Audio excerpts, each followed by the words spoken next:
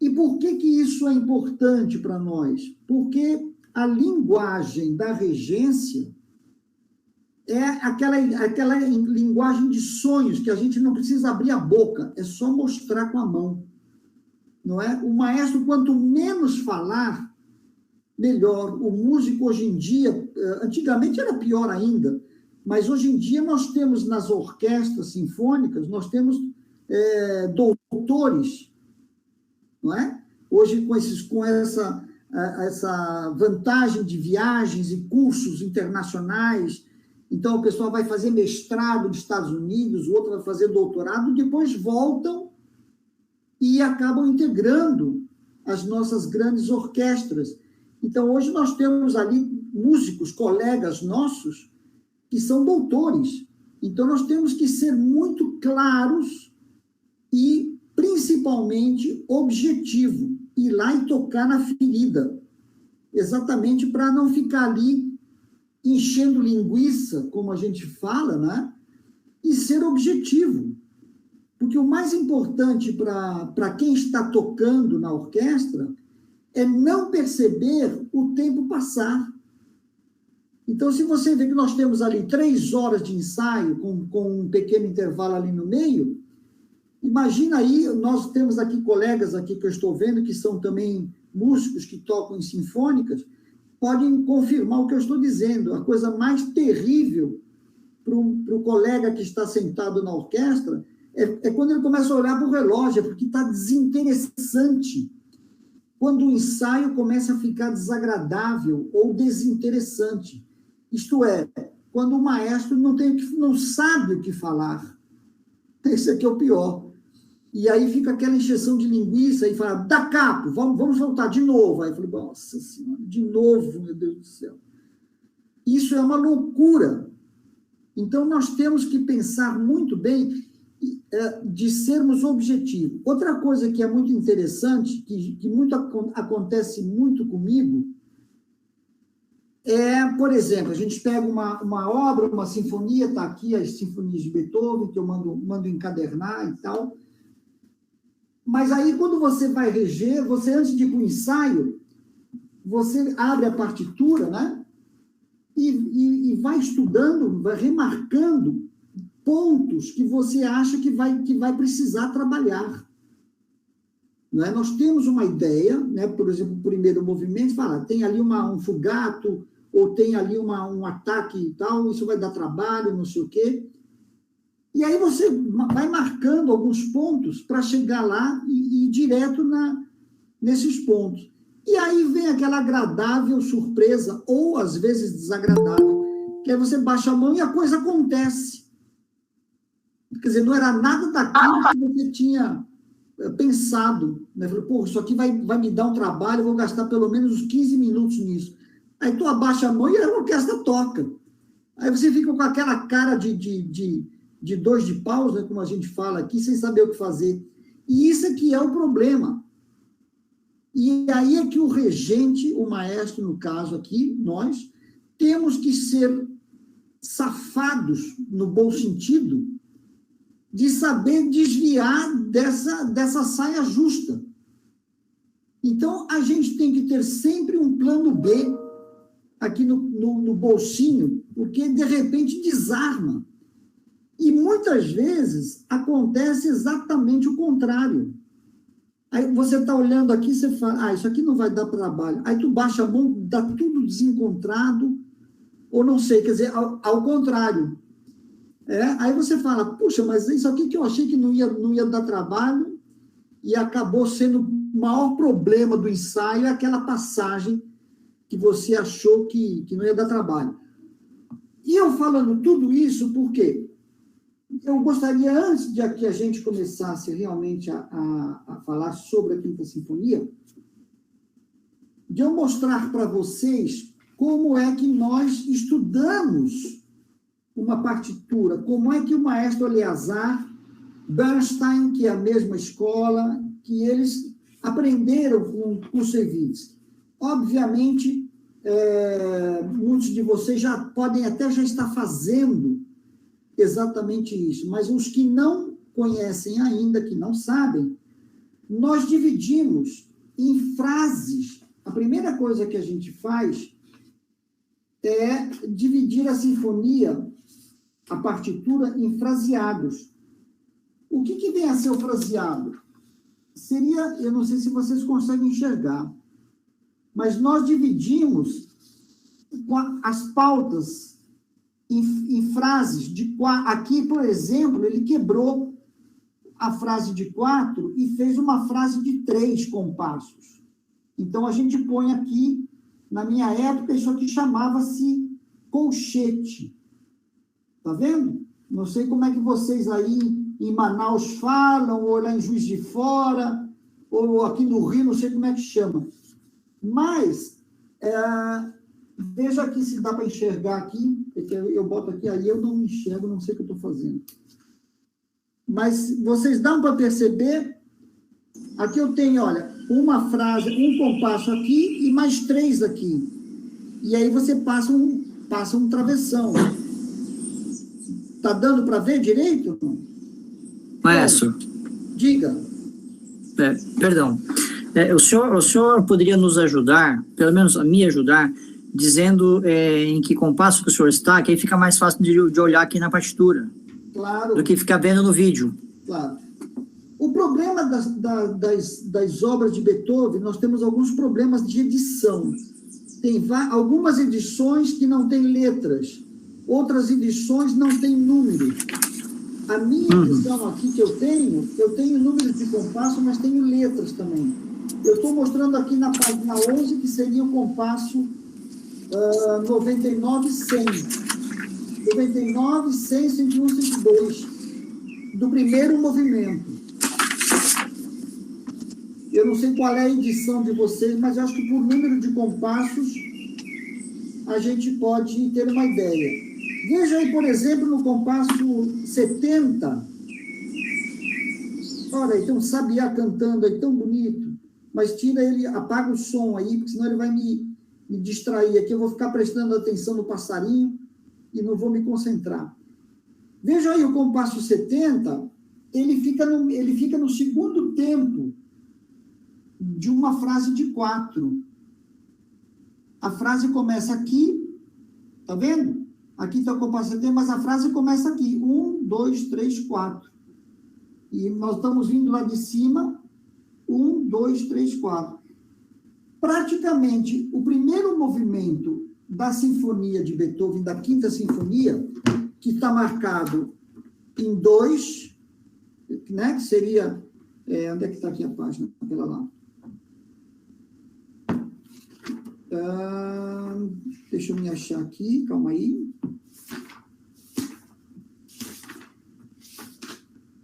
Tá, nós temos ela marcada em 2/4, no início dela, correto? Mas se vocês prestarem atenção, ela é tudo em 4 e às vezes ele quebra. O que eu falo tudo em 4? São frases de 4 compassos. Eu quero deixar bem claro isso. Então ficaria, depois das fermadas, 4, 4,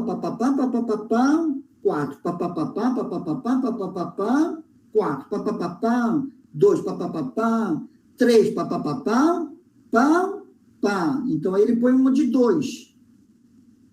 Entenderam? Então, o primeiro movimento, ele é praticamente tudo em 4. Você não pode... Você imagina eu começar a regir assim em 2.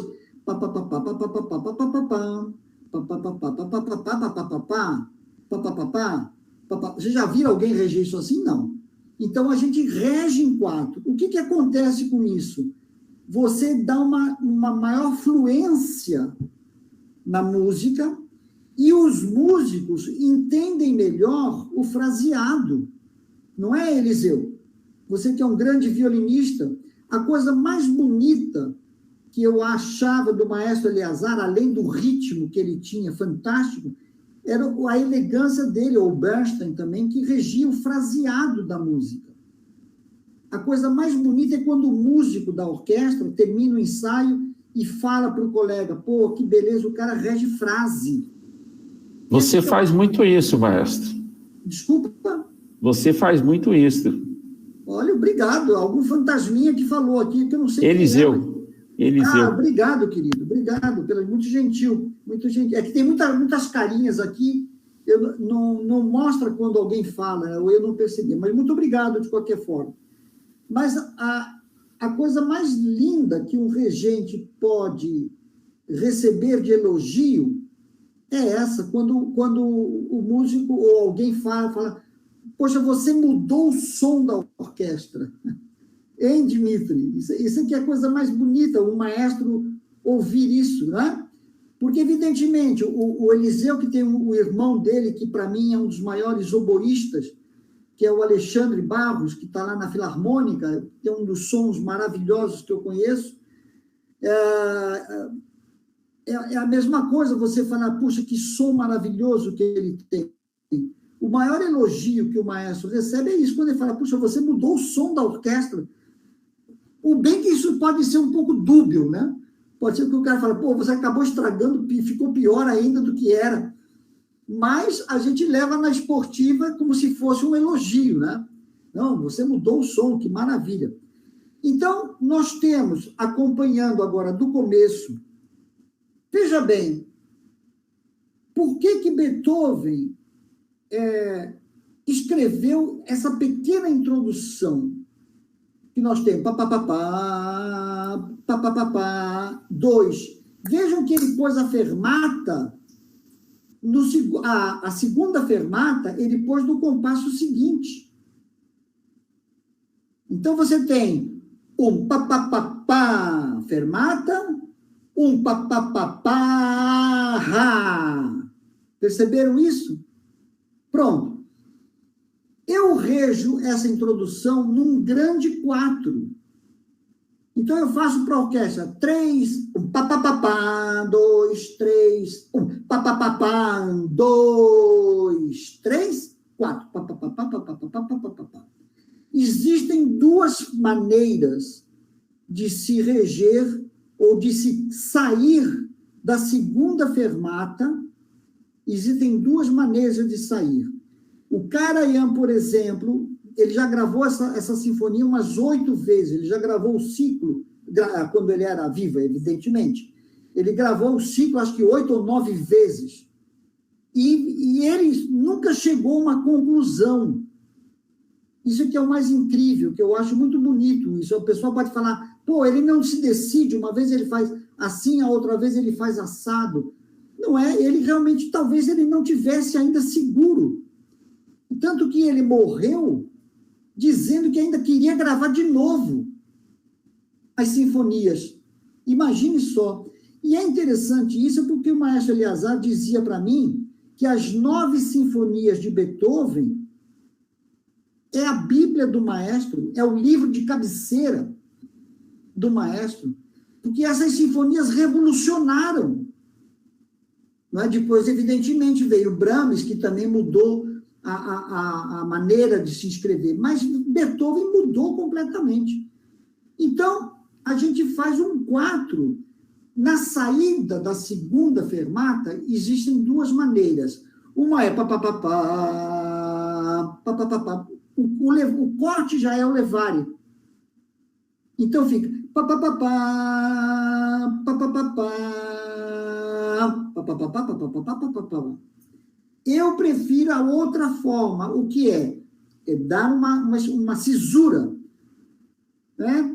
Papapá, papapá, 3, papapá, papapá, aí começa a sinfonia. Não sei se vocês entenderam o que eu quis dizer. Papapá, primeira vez, papapá, papapá, os segundos violinos já entram na saída do corte. Isso é um pouco perigoso, ao meu entender. Não é? O Eliseu já fez segundos violinos, já fez primeiro, está aí o maestro Enio Antunes, querido, que é um grande violinista também, já deve ter tocado isso de várias maneiras. Mas eu acredito, estou confiante, que essa saída com uma pequena cisura, 3, deu para entender isso? Pronto. Eu acho que é o mais seguro, não tem erro. Porque você, de uma certa forma, você prepara o segundo, porque quem entra mesmo são os segundos violinos, não é? Então, você dá uma segurança muito grande quando você faz 3 e pá, pá, pá, pá, pá, pá, pá, pá, pá, pá, pá, pá. Quer dizer, você bate um pouco o compasso para eles entenderem a entrada. Mestre, tem um compasso adicional, então, como se fosse no corte, e aí depois a próxima. Exatamente, exatamente. Então, se nós imaginarmos de novo a introdução, olha, 3, 1, pá, pá, pá, pá, pá, pá, pá, pá, 3, pá, pá, pá, pá, pá, pá, pá, pá, pá, pá. Então, são 2 compassos de 4. A gente desdobra esse compasso, porque é muito difícil. Eu já vi, por exemplo, regentes fazerem pá, pá, pá, pá, pá, pá, pá, pá, curtas, e já vi gente fazer pá, pá, pá, pá, pá, pá, pá, pá, pá, pá, pá, pá. Quer dizer, você não sabe qual é o tempo que ele vai ficar nesse sol, né? Nesse Fá e no Mi e no Ré. Então, o que a gente faz? A gente fazendo em 4, você tem uma medida coesa. Pipipipá, pipipipá, 3. Pipipipá, papapá, papapá, papapá, papapá, papapá, pam, ya, 2, 3, 1, pam, pam, pam, pam, 2, 3, papapapi, papapá, papapá. É muito claro. Alguém discorda, não? É muito claro. E é muito mais claro do que você fizer. É muito... não sei explicar isso, mas eu acho muito inseguro. Eu, se fosse escala dos segundos violinos, eu ia ficar em dúvida, né? De onde é que você vai entrar. Ao passo que você pausa, 3, é muito mais claro. Maestro, aí nesse caso, então, o 2, o 3 e o 4 ficam sendo a fermata da primeira mínima, não é isso? Exatamente. Pipipipá, 2, 3, exatamente. A fermata. Aí você desdobra, depois de novo. Pipipipá, 2, e para no 2, que é a fermata. Aí 3, 4. O 3 e o 4 já é o levária para o próximo. Então a gente faz como se fosse 2 compassos de 4 estendidos. Então fica, de novo, eu vou fazer para vocês o início, olha. 3, papapá, papapá, 3, papapá, papapá, papapapi, papapá, papapá, papapá, papapá, pam, piá, pipipipá, 3 e papapapi, papapá, é a mesma coisa. Não tem erro, não tem erro. Então, professor. Oi? Alguém falando? Oi, foi eu aqui, Malu. Ei, Malu, dica, querida. Oi. Eu só ia pedir, se depende se eu conseguir, poderia ir um pouco para trás, para a gente conseguir ver melhor você regendo, porque às vezes Claro. às vezes a câmera corta. Vou ver se melhora aqui. Tá melhor? É que aí eu acho que o microfone fica longe, né? Mas olha só. 3, papapá, papapá, 2, 3, papapá, papapá, papapá,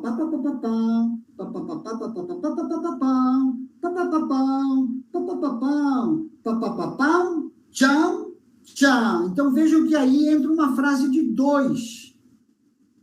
Ele quebra a hemorragia de 4 e passa um compasso em 2. Então, o que eu quero mostrar para vocês agora é ver se vocês conseguem enxergar aqui o início da sinfonia, como está marcado na minha partitura.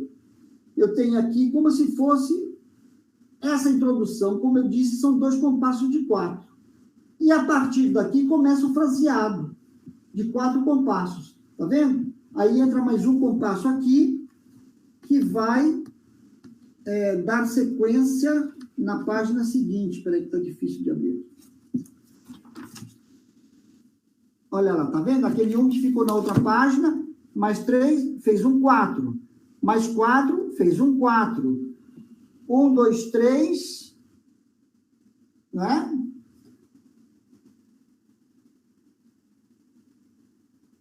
Aqui entra aquele de 2. Pá, pá, pá, pá, pá, pá. É um compasso de 2. Deu para entender aqui? Não. Tá, então, quando a gente vai, para que vocês entendam melhor agora a marcação do fraseado, a minha linguagem é a seguinte: do começo do Allegro, nós temos 1, 2, 3, 4 compassos de 4. A linguagem seria essa. O que quer dizer 4 compassos de 4? Seriam 4 compassos de fraseado de 4. Então, você tem, a partir do Allegro, do início, você tem 1, 2, 3 compassos de 4, quer dizer, são 3 blocos de 4 compassos. E daí você tem um de 2, que é um compasso de 2, e aí você tem a fermata de novo. Veja que nessa fermata, do compasso 21, 22, ele segura o sol no primeiros violinos. E isso é muito importante vocês terem em mente que o espala e a fileira de primeiros violinos que vão segurar esse acorde no sol,